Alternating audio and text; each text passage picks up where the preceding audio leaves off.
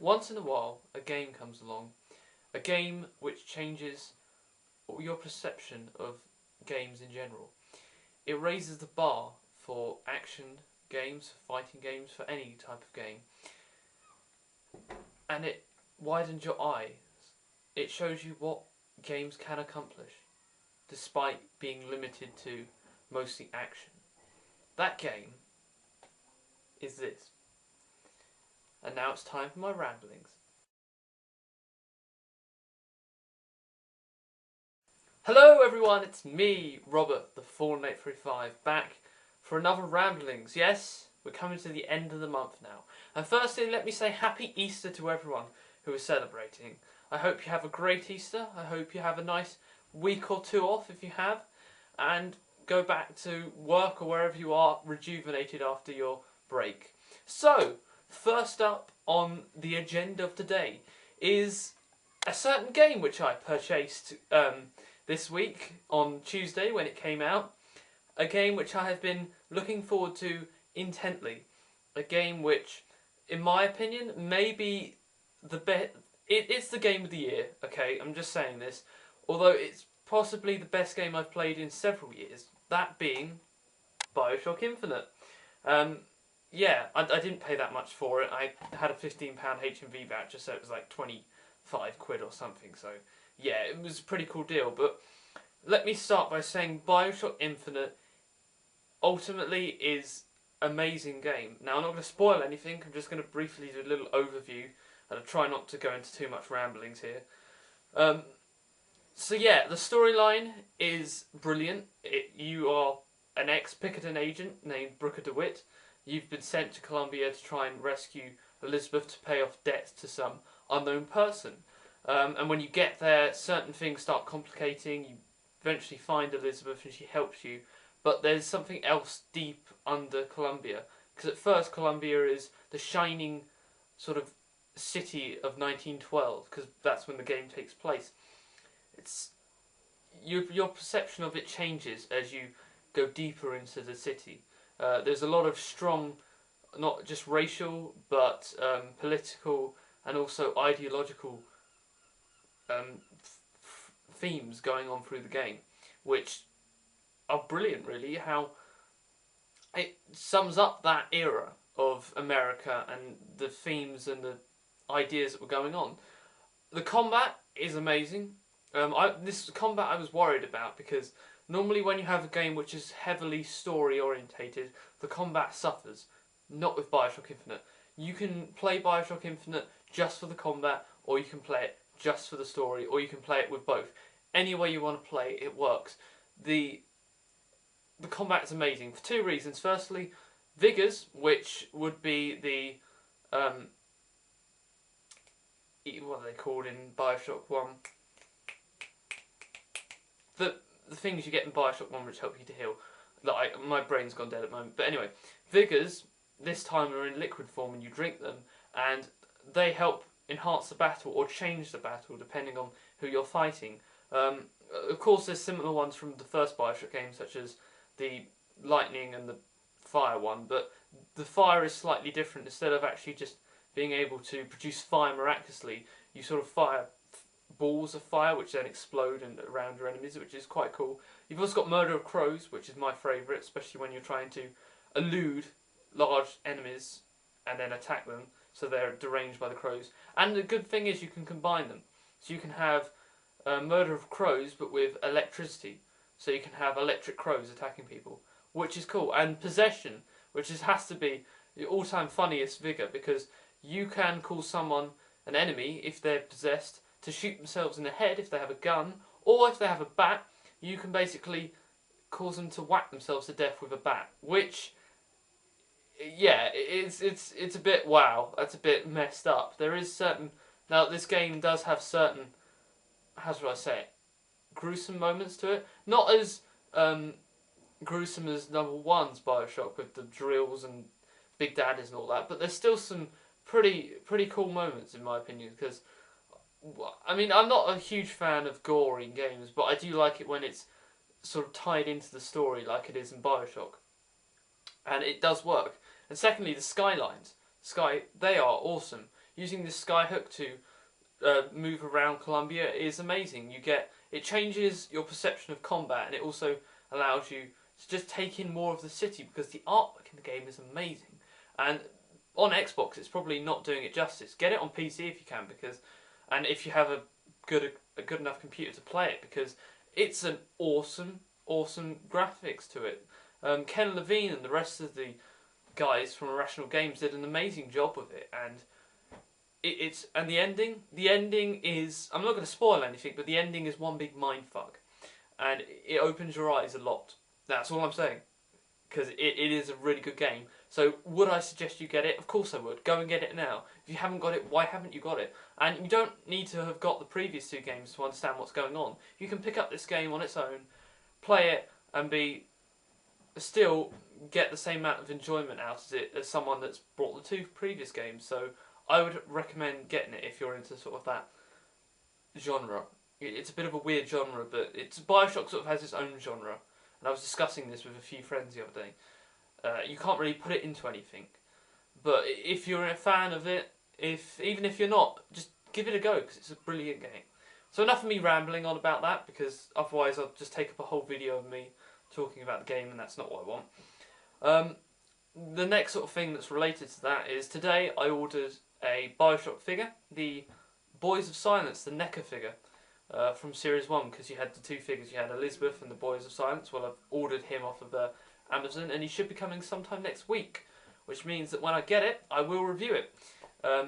So look forward to that, because yeah, that'll be the first NECA figure I own. So, and I've heard a lot of NECA figure. I always seem to be praising them whenever I do a figure review of that kind. Yeah, I had never owned one, so I don't know what that's all about. I may get the figure and go, oh, this is actually a piece of shit. Or I may get the figure and go, it's amazing, it's everything I was hoping, it's a glorious figure, but who knows. Next, Iconic Reviews, because a lot has happened in Iconic Reviews at the moment. Last week was quite big for us, because, if you don't already know, I got the opportunity, me and Jim, who are the hosts of Iconic Reviews, got the opportunity to interview Mr. Livio Ramondelli. And let me say, it went very well. Mr. Livio is an amazing person. He's a very talented artist, but he's also very nice to talk to. He's very friendly, very welcoming. And when you're talking to him, it's like talking to a friend, just that you've known for ages. It's that much friendliness that really shines through. And yeah, as I said, the interview was so cool. We managed to get the questions. There was a bit of a mix-up beforehand, but that didn't in any way hinder the review or the interview at all. And I have to have a big thank you to Livio for just coming in and having the interview with us, because it was amazing. It was your time that was being taken up, and we're just really thankful of it. Thank you. And for Jim for coming on and helping me to do it, because without him and without preparation beforehand, we wouldn't have been able to do it. So thank you, you two, thanks. So that should be up within the next couple of weeks. We're going to wait until we've got Autocracy out the way, and then we're going to put up the interview afterwards, so that it's a nice added bonus on the end of Autocracy.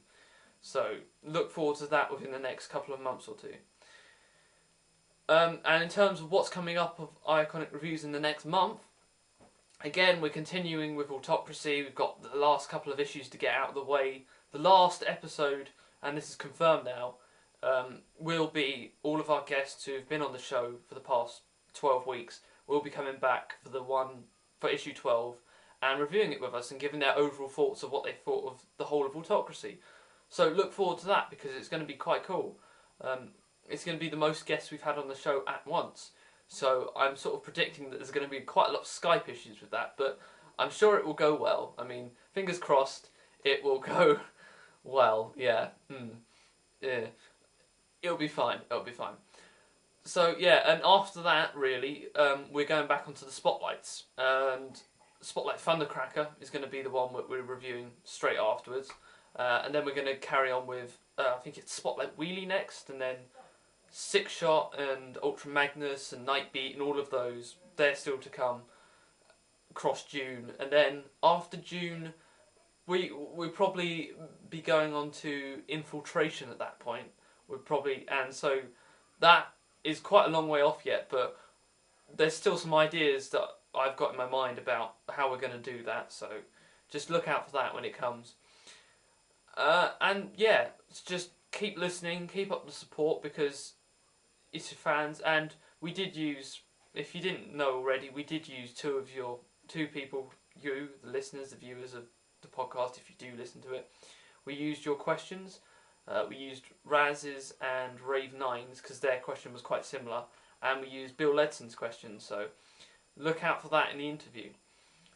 And so that's it pretty much for Iconic Reviews. Next, tonight, in approximately a couple of hours or two, the newest episode of Doctor Who is airing, because Doctor Who's returning for the second part, Season 7, with the Bells of St. John, which looks quite an interesting episode. I mean, I'm not a big fan of how they split this year's series. I prefer it last year, where they had a certain amount of episodes at the beginning and then certain amounts of episodes at the end. But this year, they seem to have sort of got that out of the way and put first half last year, second half this year. It's not really working for me, to be honest. So, yeah. But I do look forward to this week's episode, and I mean, the next several episodes coming up, they do look good. Especially episode 3, because that has the return of the Ice Warriors. And the Ice Warriors, I do like them. They are quite a favourite and classical Doctor Who monster. So I look forward to seeing how they're done. So yeah, but by the time this goes up, Doctor Who would have been aired and people have been seen it. You probably seen it if you watch it, so this will make no sense, but hopefully it'll be good. Coming up on the channel in the next month is not much, to be honest. Next week and the week after, they are going to be 2 weeks I have off, basically. So videos should be up, and I'm going to plan to do, the first week will be a Bioshock theme week, so as well as reviewing the NECA figure, I'll also be reviewing the first 2 games, Bioshock 1 and Bioshock 2.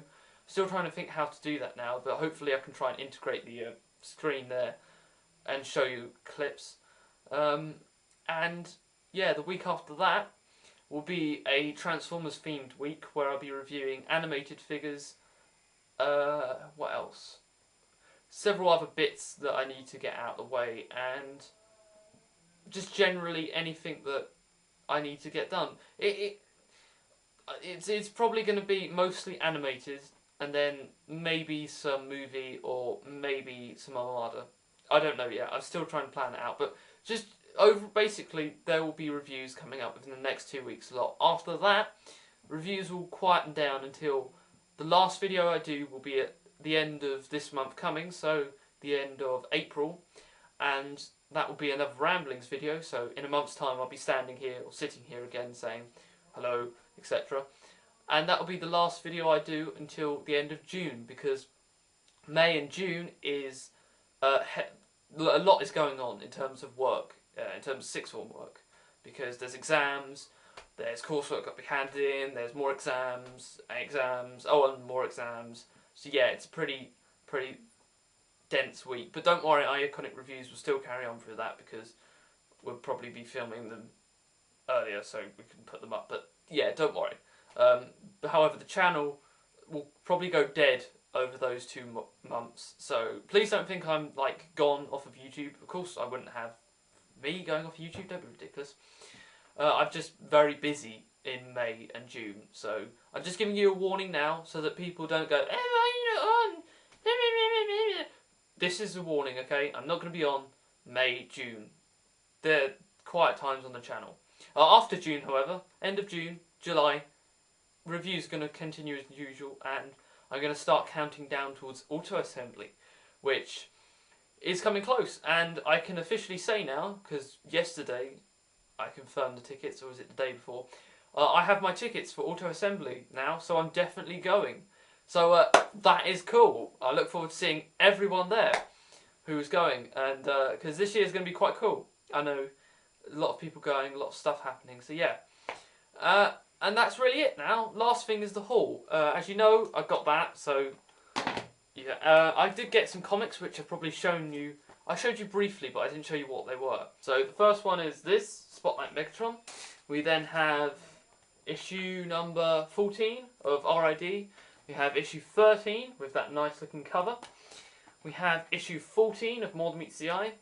Issue 13 of More Than Meets the Eye. Issue 12 I've already read, so that won't be here. Issue number 87 of Regeneration 1. And issue number 88 of Regeneration 1 with a lovely looking cover there. So yeah, they were the comics, and that's pretty much my haul. Hope you've enjoyed this month's ramblings, and I'll see you soon for a very shockish review. Bye bye everyone.